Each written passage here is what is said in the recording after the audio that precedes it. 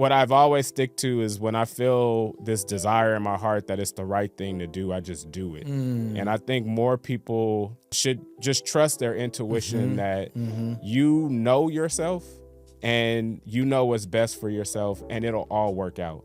And I think sometimes when you're younger in your career, you know, you take on certain jobs or you do certain things for the brand and for the kind of public perception, Right. but can often feel empty inside. That's right. And I think the most rewarding thing to do for yourself and to do for your career is to do things that are going to fill you up. I'm Kian Alavi, and this is Built for Good. This show is for community builders, the ones leading missions that matter.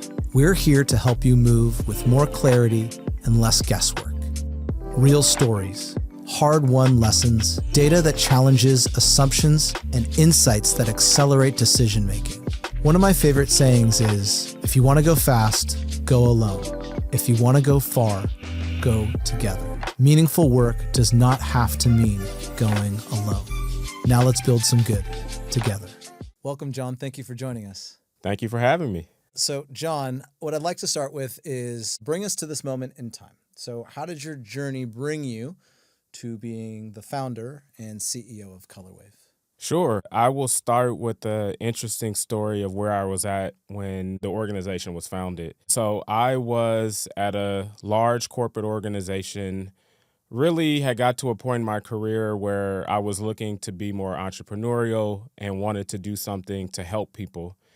And what was happening around me were a lot of different things, both in the cultural space, but also just personally. So at the time in 2020, this was the spring of 2020, we went into COVID, so we were on lockdown. The kind of events dealing with George Floyd was happening. There was a lot of microscope on inequality in society. And I was also 3 or 4 months from having my first child. So a lot of different things, all the things at once. Yeah. And what ended up happening is I had a conversation with a close friend and told him some of my ambitions of wanting to be an entrepreneur and a leader and lead an effort. And it just so happened that that person, his name is Leandrew Robinson, he's on our board now. He was your co-founder. He is a co-founder in Colorwave, and he and a few other alumni for Berkeley were having the same conversation. We see all of this inequality. We see the vast amount of wealth that Silicon Valley and the startup space has created. And when we look at who's largely benefited from that, it does not look like the broad spectrum of the world. It looks like a certain set of communities continue to benefit. So they kind of pulled me into the conversation. We got really far in terms of, okay, we think there's something to do here, a mission and an organization we can start. And essentially, we decided to start Colorwave. And for those who are kind of unfamiliar about what Colorwave is, we're a national nonprofit now. At the time, we were just 2 of us doing this work, where we aim to close the wealth gap by connecting underrepresented professionals with opportunities across the venture-backed startup sector. The reason that is important is because if you look at kind of where wealth has been generated really over the last 20 or 25 years, a large segment of that has been created in the tech industry and more specifically in the Bay Area geographically. And what I saw as an opportunity, so I went to college here in the Bay Area at Berkeley.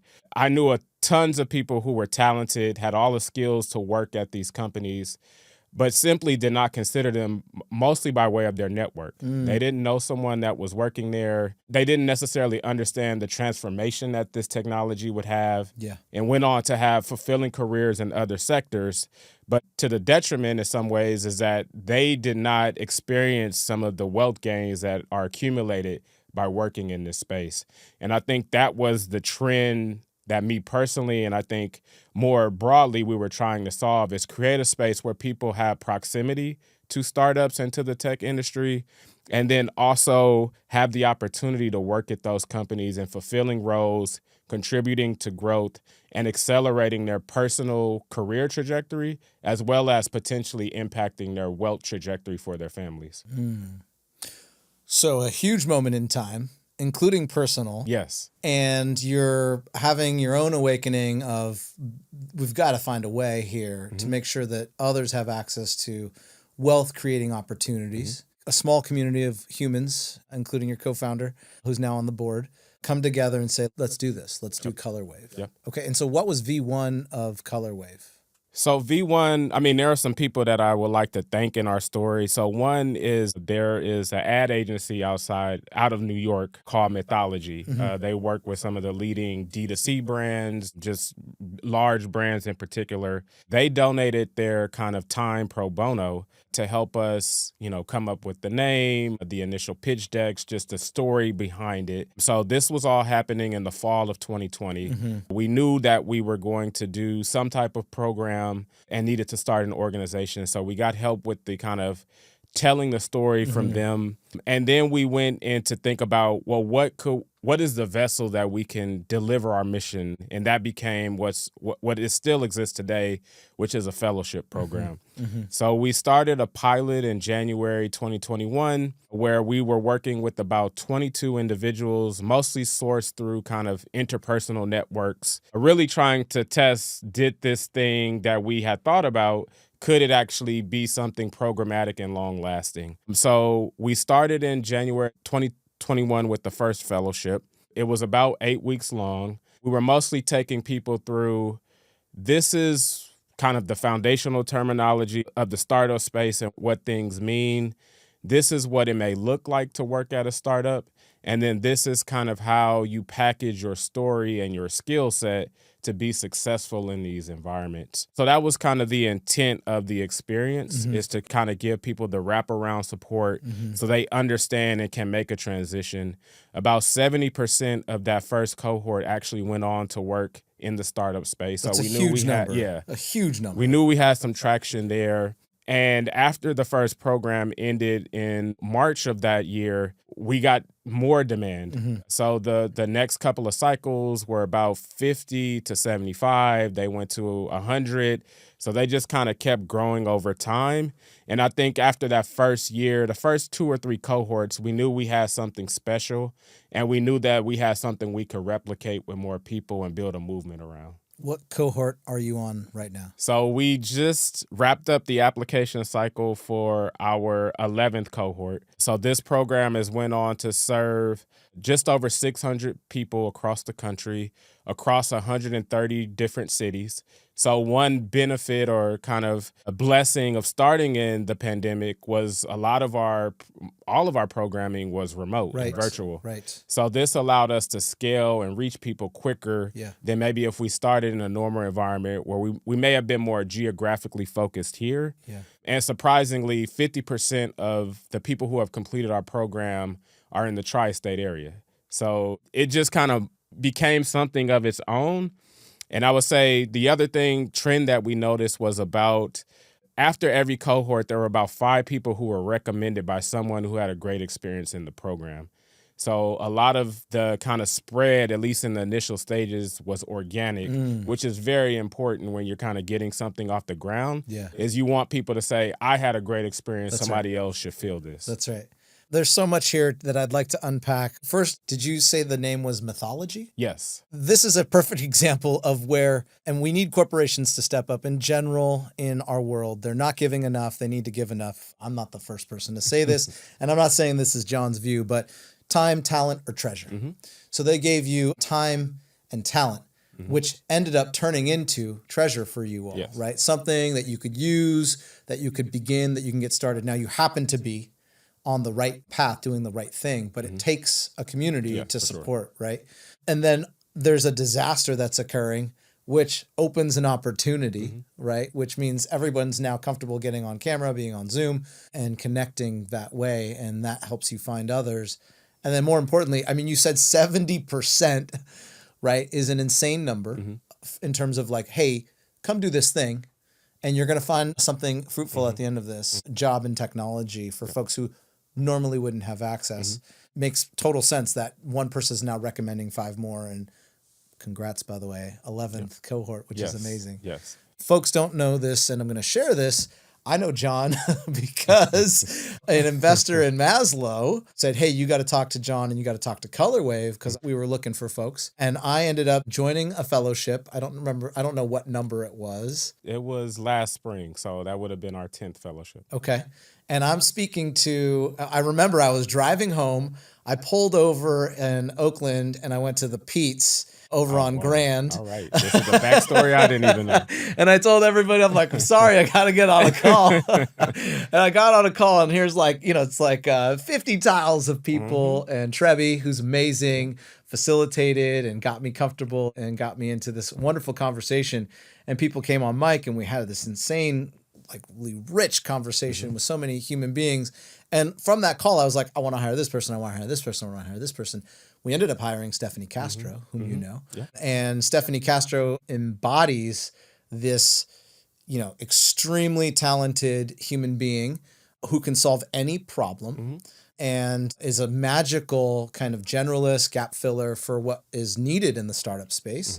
And Stephanie brought off camera over here, Gabriella. And so, 20% of our team of amazing humans is because of John's work. So when the team told me we were going to have this conversation, I was really excited, as I shared with you coming in, because you brought us amazing humans and we get to come together and we've adhered as a unit on the field, delivering an incredible service, serving our community that we take Maslow to. So I just have to express my gratitude to you. Yeah, and I'm thankful for you pulling over to the side of the road and saying, all right, I'm going to stick to the commitment I made, and it turned out to be magic in the end.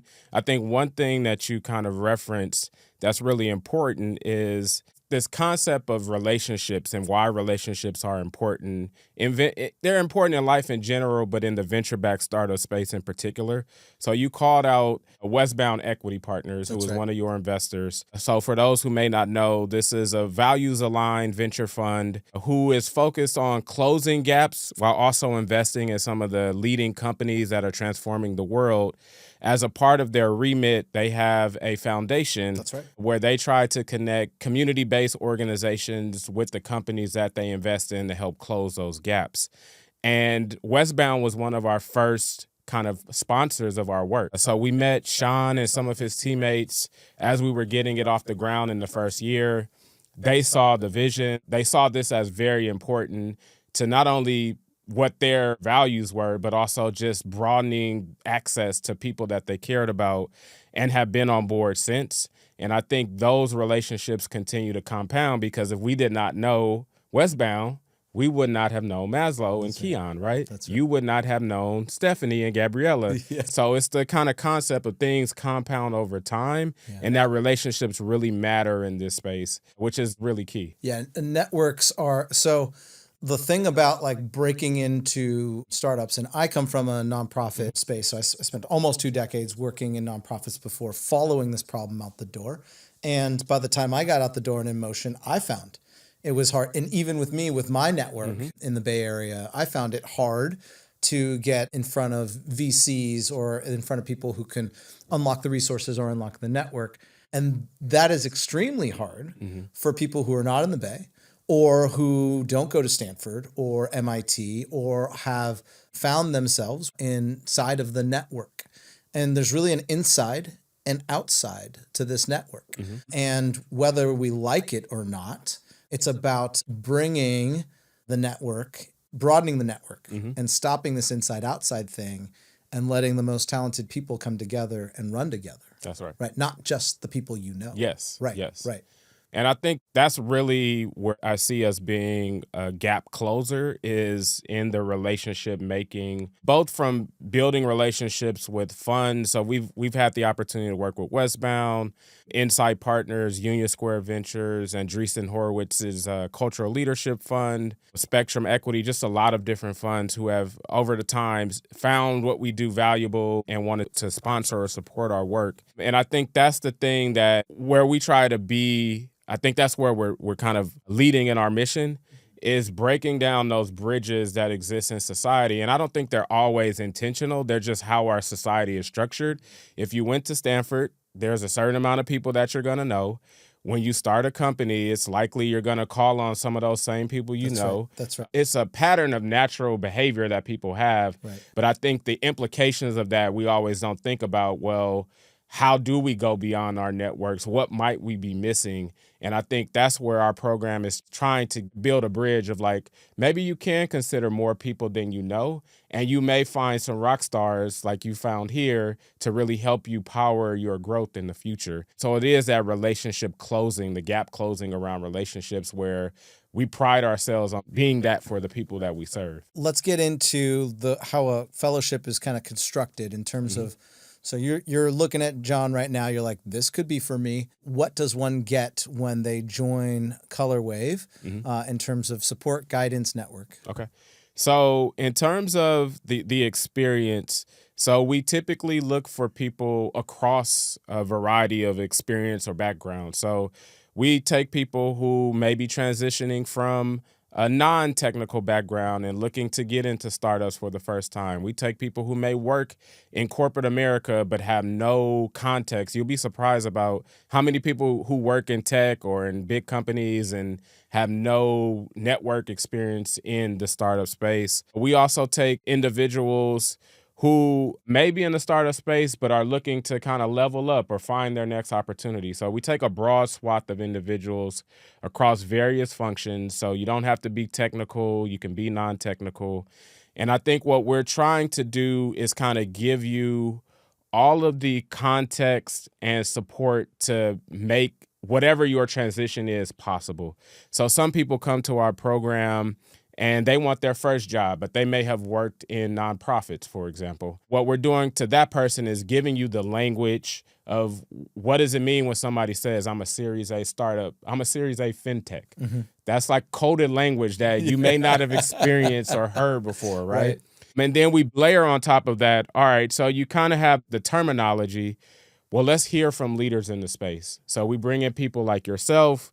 We've brought in, the CEO of Kickstarter, Everett. We brought in Tom Chavez, who is a serial entrepreneur. We brought in a lot of individuals who have had journeys from various backgrounds to talk about these are the expectations. This is what This is what it looks like to work at a startup.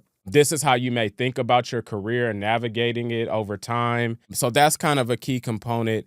And then really in the kind of second half of the experience, kind of in the latter half, it's, well, how do you tell your story? So if you came from nonprofit, what are transferable skills or ways to talk about your experience that may land? Maybe you've had experiences that you don't think are transferable, but when you put them in the right terminology, people can see the applicability to what they're doing in their business. Maybe there's an opportunity to talk about resiliency and why that's important, or how you show up as an entrepreneur and have autonomy or leadership in what you do. So some of it is about storytelling.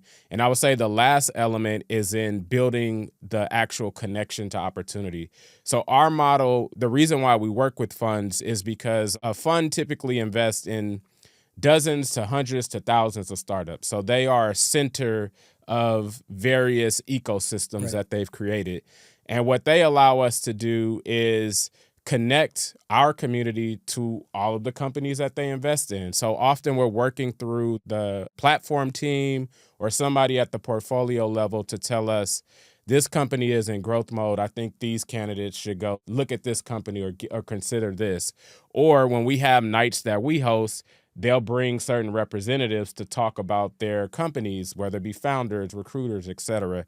So building those relationships that allow people to get into interview processes and ultimately get a role. And historically, what we found is that when people do transition, they experience kind of some level of economic mobility. So on average, people have achieved a $45,000 increase in their total comp, which also now includes equity, which is a concept that people aren't necessarily used to experiencing, whether they work at a big corporate organization or even in nonprofit. So it's kind of opening the universe for those individuals. Amazing. Tom Chavez is also an investor in Maslow through Superset, and he's an incredible startup entrepreneur, someone that we're grateful, including with Sean, to have in our corner.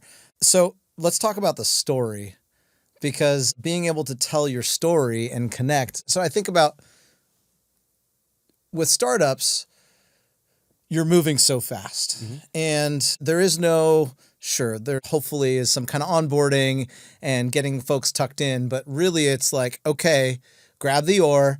That's your side of the boat today and start rowing. And maybe you're going to come over here and steer tomorrow and the next day. So it's this high risk, high reward, rapidly moving space. Yep. And so I know you know this. And for those who don't know this, the reason why networks become the default because you're trusting somebody to basically say, hey, you know what? I know this person's durable and a problem solver and they can hang in there. We know what you're up against, right? And so you may come from a nonprofit background or a big corp background, and maybe you are that person, but your resume may not say that or tell that story. And so a founder's looking at this resume, they have no idea what they're seeing.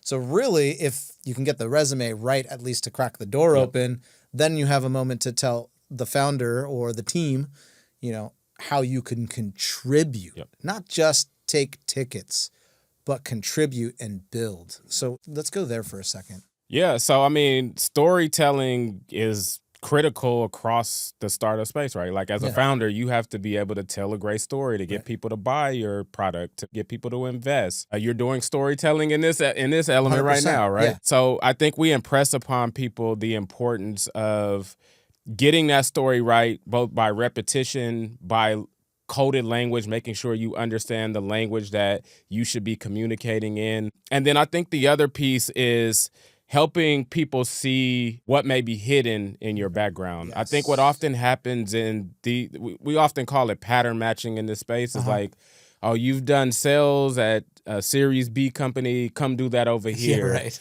And sometimes that can work for a company and sometimes that is not the greatest way to approach things because you miss certain hidden gems or people that are eager to contribute, have skills. And I think that's really, the differentiator between some people who come through our program is just that both humility and eagerness to contribute.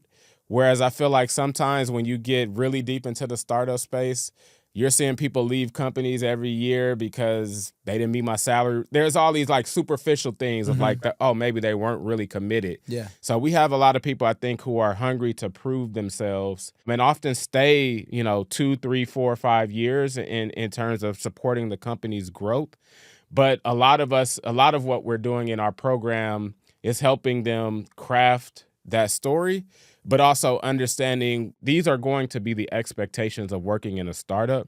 And there is one thing that we do in the program that I think is helpful for evaluating your risk tolerance. Yeah. So towards the beginning of the program, we have people not only go through their haves and have-nots, but also think about, well, what stage of company does it feel like I'm actually ready to step into? Do I want a company that's early stage and I get to have more autonomy, control, support? I get to see what I'm doing every day in action? Or do I want to join a later stage company where I may be learning more or part of a bigger team, but maybe I don't have as much impact and understanding the trade-offs between both from a career mobility perspective, but also from a financial perspective, right? If you go to an earlier stage company, you likely are going to have more responsibility, but the upside is not clearly determined yet, right? If you go to a later stage company, there may be more of a financially attractive package, but you might be a middle-level manager, and are you going to at some point get fed up with that? So it's like helping them understand kind of where you are going to position yourself, both on your skill set, your storytelling, and then also, I would say, your risk tolerance. So like, what is your risk level at this point in your career? Not only are we going to show you what the startup world looks like, get you acquainted, get you understanding how the different stages work, but then we're going to turn you in and talk about your risk tolerance and figure out what's best for you, because what's best for you, I mean, maybe you have a family and you need more of a more stable environment versus early stage, which is a little rougher and tumbler. And so knowing where you're going to thrive matters. For sure. Yeah. I mean, I think sometimes if you just kind of come into the startup space without all of this context, you'll take a job, you may have a poor experience, but some of it is because you didn't do that work internally or research to know really where you fit and where does this experience fit within your longer career journey. And I think that's one of the reasons we have a speaker series pretty much every week of the cohort. And that is one of the reasons we like to bring in veteran startup operators to talk about this was the decision-making process when I left corporate to go into a startup. I had to talk to my wife that things were going to be a little bit different. I may be working longer. Like there are all these elements that you may have in a conversation if you're really close with somebody. Right. But if you've never worked in this space, it's hard to get access to that context Right. to know what really works for you. Right. So this is built for good. It's about those who are building things for good and for the good of others. And Colorwave is clearly doing that, and it's very successful at that. And we were talking earlier before the show started about, we're in a different period now from where you started, and things have changed. Drastically changed. Yes. So technology is drastically changing with the introduction of AI. The jury's out whether it's going to eat all the jobs or create a whole bunch of new jobs. And we're also facing an insane funding environment that has changed and is likely not going to ever go back to the way it used to be. Yep. So what is Colorwave working on in light of all this? Or how is Colorwave adapting and evolving? Yeah, so I think, to kind of address some of the headwinds, we talked about a few before the podcast started, but I think obviously because we serve certain communities, the kind of rollback and backlash against DEI has had some level of impact on some sponsorships that we have. Mostly some organizations have totally done away with some of the teams that were working on this or cut back the budgets. So that has impacted some of what we do. That's a reality. One of the other things that we face is kind of these cycles within technology, really in the last 5 to 6 years. I share we started at the height of funding exuberance. So when we started, startups were overvalued. Some people will say overvalued, growing really fast. That's right. And I think we've had to adjust to kind of the changes of staff sizes and different things like that. And then I think this third element of AI has thrown another wrench of, well, how large will an organization be? What efficiencies will you gain from AI? What skills do you need to have in terms of being ready to work at a company, whether they work in AI or not?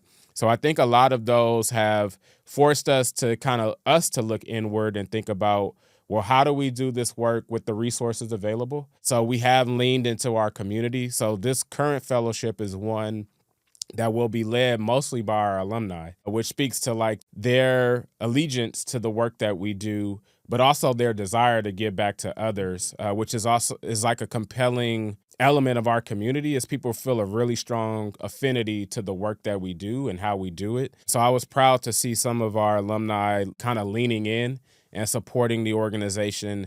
The other thing that we're kind of navigating is how do we show up as, I wouldn't say necessarily a thought leader, but someone who's in the conversation of helping those we serve understand how they thrive in the environment of AI. Mm-hmm. So we're having some conversations about whether we can be a convener to discuss solutions within AI. I think what we're often hearing in this current environment is you're going to be displaced. There is not a clear pathway to leadership for certain people who may be junior in their career. You think about software engineers, right? Yeah. They're saying there will be less and less people who are junior software engineers because of the technology. So I think we're thinking about how do we move the conversation into one of more agency for people, of how do you use the technology to create value for yourself? Right. How may you use it to start your own businesses? Yeah. And then what are the expectations of using the technology when you get on the job that may be different from a few years ago? So situating the conversation about the future more than the doom and gloom that we hear in the headlines. Mm-hmm. So I think those are some areas. I think leaning into our community has been really important in these times. And then I think the piece around thinking about what is the next iteration of Colorwave and how do we survive in a rapidly changing technological environment is kind of where we're at as an organization right now. Amazing. Can we just zoom in a little bit on, so it sounds like instead of the doom and gloom, you can see that the shift is occurring, so you're trying to get out in front of it. Yep. or go out ahead. Mm-hmm. And so how does that look in practice? What are you actually doing at Colorwave around okay, let's forget about the doom and gloom. Let's figure out what opportunities are still available to us and what new opportunities are available to us with AI. Yeah, so I think what we have, this was in 2024, we actually led a program to upskill people in AI. It was sponsored by Google's Tech Equity Collective. We worked with about 25 individuals to both help them get trained up in certain areas of AI, but then also connect them to projects at startups to get experience kind of using the technology or working around the technology. It was a residency program. So it was a program that basically gave them the skills and the experience together. Where we are kind of thinking about now is how do we maybe work with certain larger leaders in AI technology? So can we work with the Anthropics, OpenAIs, Databricks, those type of companies to get more access and exposure to their technology, but then also kind of orient the communities we serve about this is how you can adapt the technology to create value for yourself. So this is how you can use it in a way that might get you a job, or this is a way that you may think about structuring a side business that brings in revenue. So thinking about those ways of like personal value creation beyond just like exposure to prompting, which I think is where just prompting Lovable and all these different tools is not enough. Right. I think you have to think more strategically about how you can leverage those to actually survive in this environment. So we've been applying to a lot of grants, actively seeking kind of AI partners to kind of do this work at scale, both for the people we serve, but even more people in the future.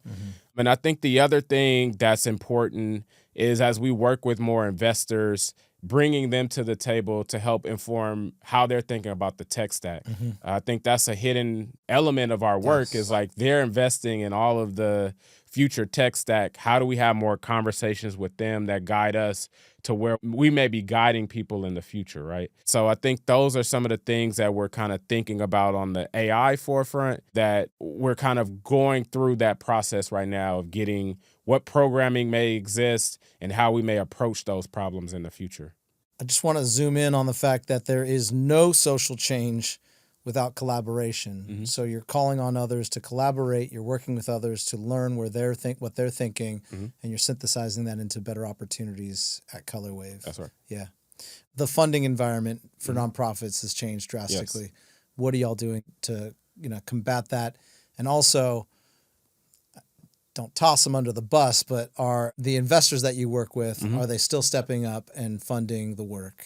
Yes, there's been some investors that have kind of shut down some of their initiatives, but there's a core set of partners like Westbound Equity Partners and a few other funds. Andreessen Horowitz's Cultural Leadership Fund, they've continued to support this work and continue to support ecosystem work more broadly. So I think we're still seeing kind of those partners that kind of planted a flag in the beginning and were mission aligned. They're still doing the work. In terms of us as an organization, we've had to get a little more creative in both how we resource the organization, staffing, and different things like that. So we found some new partners in how we do our work. So we've been supporting some other nonprofits that do work beyond what we have traditionally worked with. So this will be working with college students, so being almost like a subcontractor or partner to some of the programs that they're doing, leveraging this kind of experience and skill set we now developed in program management, program execution. So we've gotten creative in terms of service providing. We've also kind of explored new partnerships. So last fall, we led a pitch competition in collaboration with Amplitude and Braze to support founders at the earliest stages in getting access to capital and exposure to investors. And some of those efforts have kind of continued throughout this year. So I think in this moment, a lot of nonprofits are thinking about alternative ways to support themselves in this moment. And I think we've leaned into that in addition to kind of bringing in some of our alumni to help with some of the staffing. It's like, I may not be able to have like a robust program team maybe as much as I could have, but I know that we have the processes in place that enable my alumni to step in and probably do a pretty good job with the programs that we offer. So I think we've got creative in those ways. But I think where there's area for opportunity is as companies amass enormous wealth from AI and other technology that's being developed, and even foundations as they see their coffers grow from donor advised funds in different places.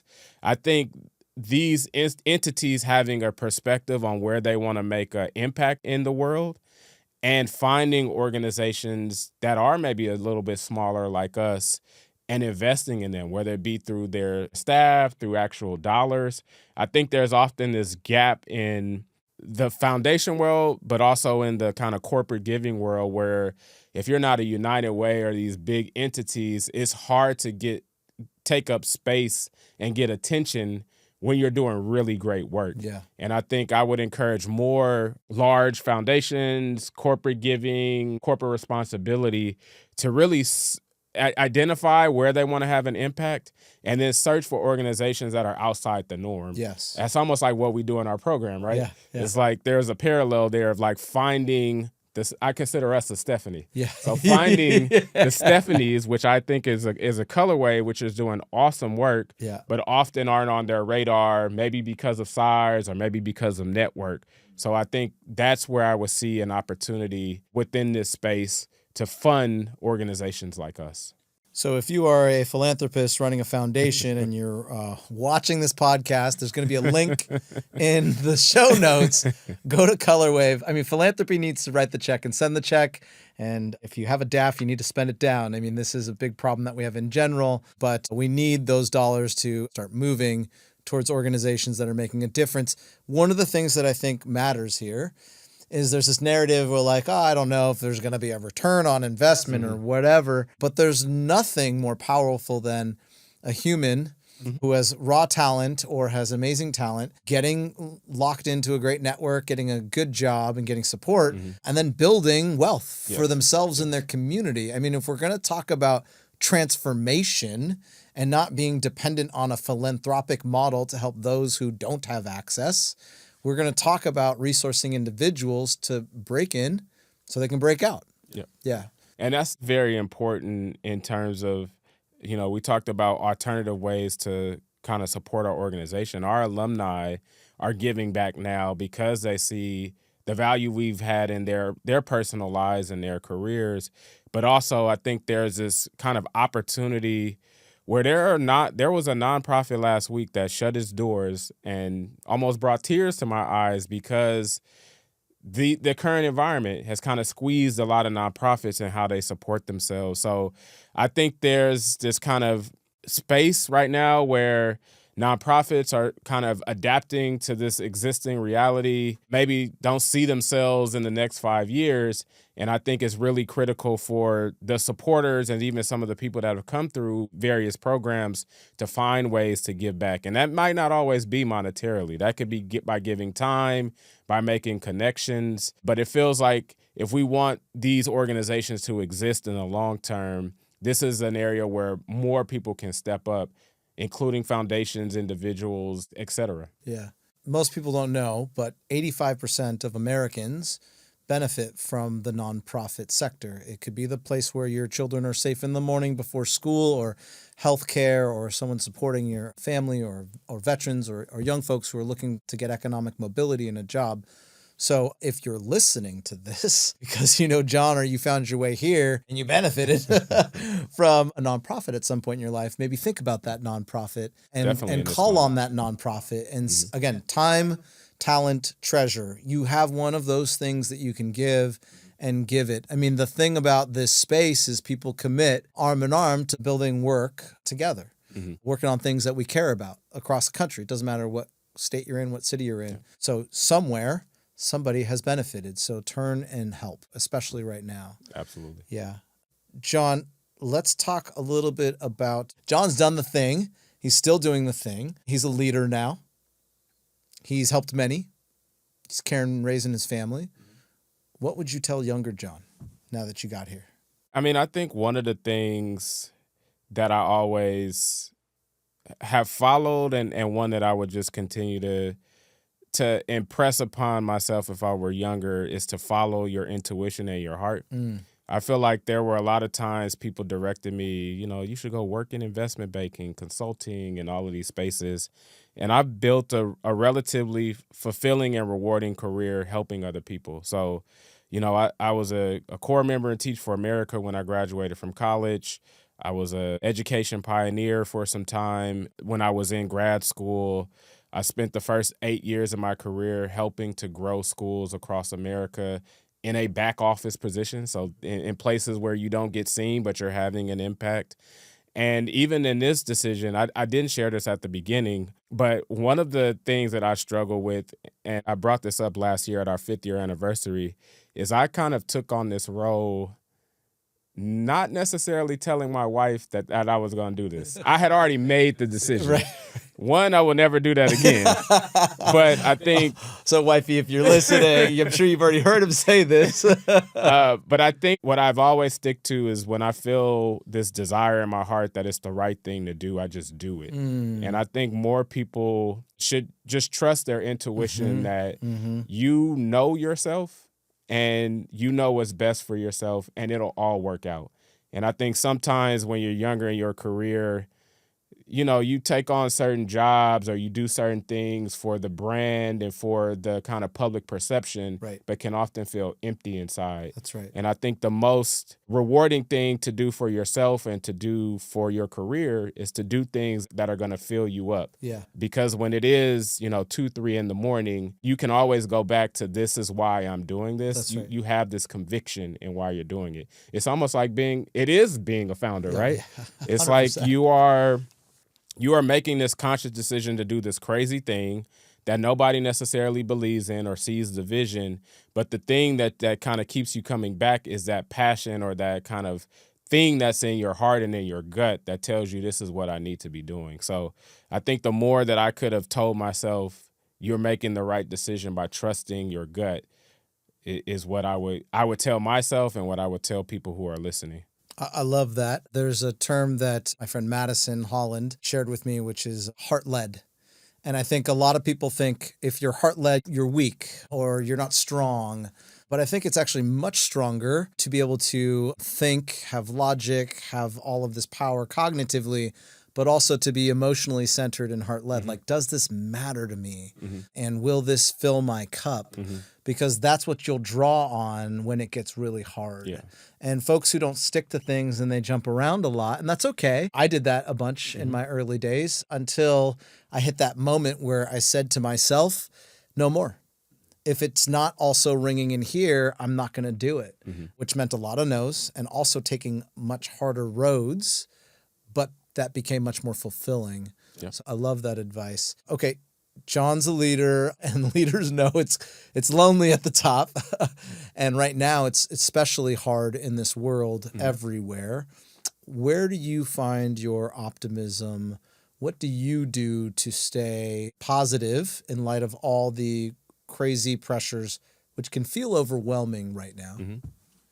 Yeah, I think everybody has some level of overwhelm, whether it be in technology, what you're reading in the headlines. Just it feels like a tumultuous time that we're navigating.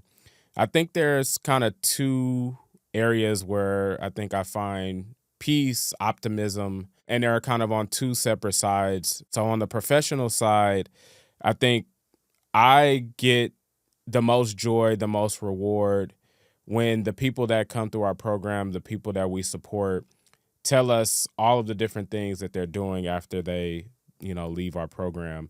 So whether that be they got their first job at a startup, we got some news last fall that one of our earlier alumni from when we first started he was awarded Forbes 30 under 30. And when you trace his pathway back, it was like, okay, we helped you get the startup job. You leveraged the startup job to get this key investor job, and now you're on this list. So I think the more that we see like our life come to work, it just makes you want to continue to do what we feel is right. So I think that's kind of every time I hear a good update from our alumni, that really gives me a lot of encouragement and optimism to keep doing the work. I think on the personal front, it's really seeing the development of my children. So I have a 5-year-old and a 3-year-old. And Sean at Westbound was teasing me. My parents would never do this, but our son is really into lizards. He had a birthday party last fall where we had the Berkeley Vivarium come and show all of the animals that they Nice. have. And then he used that opportunity to basically, I would say, convince us that he needed a lizard. Yeah. So about 3 weeks ago, my wife adopted a dragon lizard. So I have a huge dragon lizard in an extra room in my house. My mom was there when we got the dragon lizard, and she was looking at me really crazy, like I would have never allowed this, but this is new age parenting. So I think leaning into their development and their interest is like something that when you look back on it, it's like, oh, he's gonna always remember that. It's an educational opportunity. So I think that those type of scenarios are always like funny to live as a dad. Yeah. And then also just continue to fill me up. And also knowing that I'm going to have a lot more variety than I had growing up is great. It gives me a sense of optimism as a dad. I love that. I'm a dad too, and I have a similar scenario, a 6 and 3, almost 4. And yeah, all day, every day, these moments of joy and innocence. And also parenting's not for everyone, and that's cool. But for those who are doing it, you get to really invest in someone's future directly, which is a really incredible and humbling experience. You realize the weight being a parent of like, yes, I'm sculpting somebody who's going to go out into the world. And I feel like as a child, you may not have thought about it. You're approaching it from a different perspective now, right? Right. So you see how your influence, what you do, is going to impact how they show up in the world. Yeah. I'm going to say this because it's on my heart. The most important lesson I have come to learn about parenting is it's not so much about parenting. It's about, are you going to slay that demon from your past when it comes up? Or are you just going to say, I'm passing it on and that's just the way it is, kid? And the hardest part is to say, okay, you know what? Maybe I don't really want to be that person. I'm experiencing this frustration, this anger, this impatience. I'm going to find the gap here. I'm going to slow it down and I'm going to change the parts of me who I don't want to be anymore to ensure that I'm not passing that on. And that's hard. That's hard. That is so challenging as a parent, is not to kind of bring what you experience to their lives and try to set a different path in certain ways where you felt like you may have been misguided or felt like you didn't get the support. So, and parenting is hard. I mean, parenting, in addition to being, and you could maybe attest, is like, in addition to being a founder, parenting can be a full-time job. And it's very difficult balancing in this environment. Whereas I feel like growing up, maybe my parents had a little more help. I feel like now I'm taking on a lot of responsibility. So that's also like another area where it becomes like a job almost sometimes. Yeah. My dad, God rest his soul, he used to use this term bell to bell. The first bell in the morning to the last bell at night was work, you know? And he worked in the restaurant business. But that's the way it is to be a founder and you're working past the bell and you're working before the bell. And you're trying to hold all of it together and build all the worlds at the same time. Yes. Yeah. John, what do people need to know about Colorwave and why Colorwave matters? Yeah. So, well, one, I want to thank you for the opportunity to share a little bit more about our organization. I think we are committed to making sure that those that we serve have access to the full opportunity in the venture-backed startup space. And I think in our work, we've proven that out. And it's just a movement that we want to continue to grow from here. I think as we think about the future, there are opportunities for people to potentially support our work, whether it be, like you said, time, talent, treasure. Like, there are opportunities for you to contribute, even though you may not realize it. So I would just encourage people to think about, how are you creating access in your own life and where you can open doors? Because I think that's a critical part of what we do. And really impress upon people finding, whether it be Colorwave or elsewhere, opportunities to support where you see people doing great work. I think like I mentioned earlier, there are nonprofits that are under threat. And this is the perfect opportunity for people to really give back and get involved. So I think that's the thing that I would kind of leave people with, is like making sure that you know about our organization if you're in the startup space, and feel free to contact us. But if you are outside of this space, make sure you're finding an opportunity to give back in this moment. Yeah. If you believe in the promise of being here and being an American, you believe that all groups, Yes, absolutely. everyone deserves an opportunity, and we can all come together around that. And I thank you for joining us, John. You've made my life better. All right. 100%. Thank you for the work Yes. you're committed to. If you're a VC, find Colorwave. If you're a foundation, find Colorwave. I promise you, you're going to be putting resources behind some of the best we have to offer here. And if you are interested in getting into technology and you have been previously not networked in or given opportunities to get in there, you should check out Colorwave. Absolutely. Yeah, we'll put all the links in the show notes. John, I appreciate you, man. Thank you for joining us. Thanks for having me. All right.